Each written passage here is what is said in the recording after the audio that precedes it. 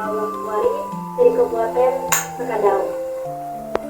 Pada zaman dahulu, di tepi Sungai Kapuas yang mengalir tenang, berdirilah sebuah kerajaan yang dikenal dengan nama Kerajaan Sekadau. Kerajaan tersebut terkenal sebagai wilayah yang makmur, aman, dan memiliki kekayaan alam yang melimpah.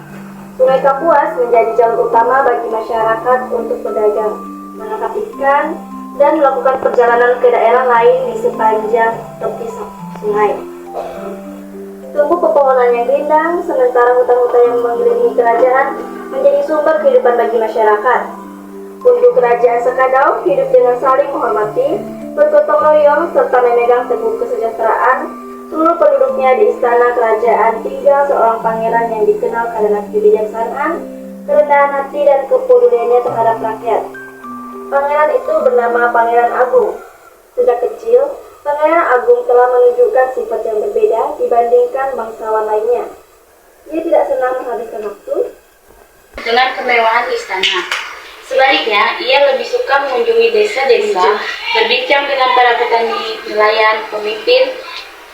Tidak hanya membutuhkan keberanian, tetapi juga hati yang penuh kasih sayang.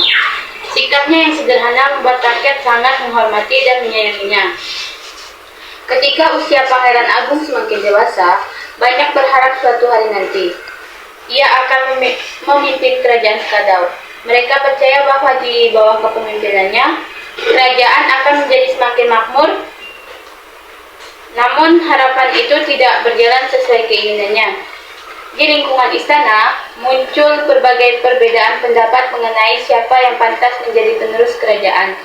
Sebagian penjabat kerajaan lebih mendukung tokoh lain yang dianggap memiliki kekuatan politik lebih besar.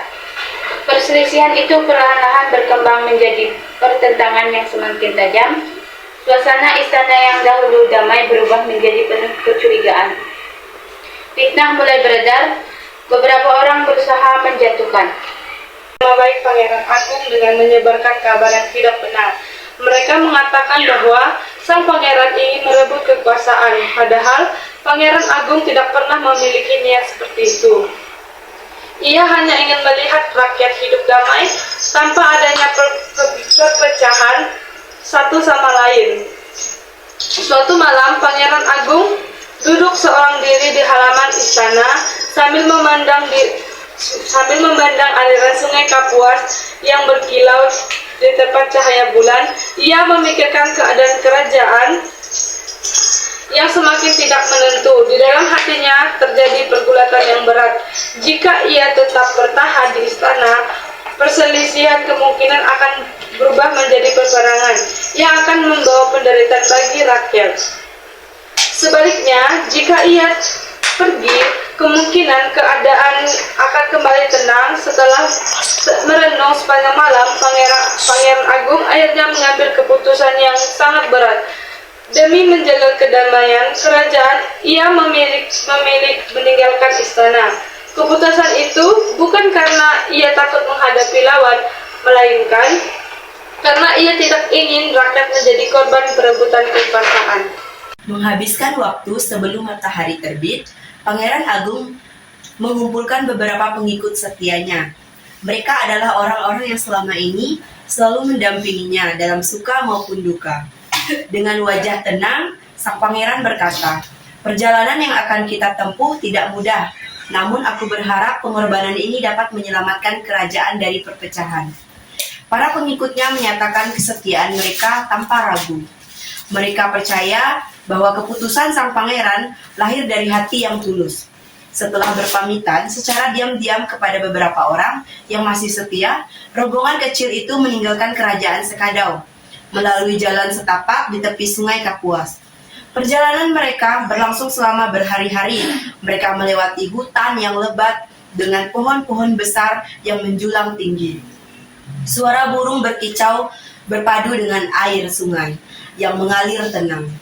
Pada malam hari, mereka beristirahat di bawah rindangnya pepohonan sambil menyalakan api unggun. Walaupun perjalanan sangat melelahkan, mengeluh. Mereka tetap bersemangat karena percaya bahwa setiap langkah yang mereka tempuh memiliki tujuan yang mulia. Suatu sore, ketika matahari mulai cenderung ke barat.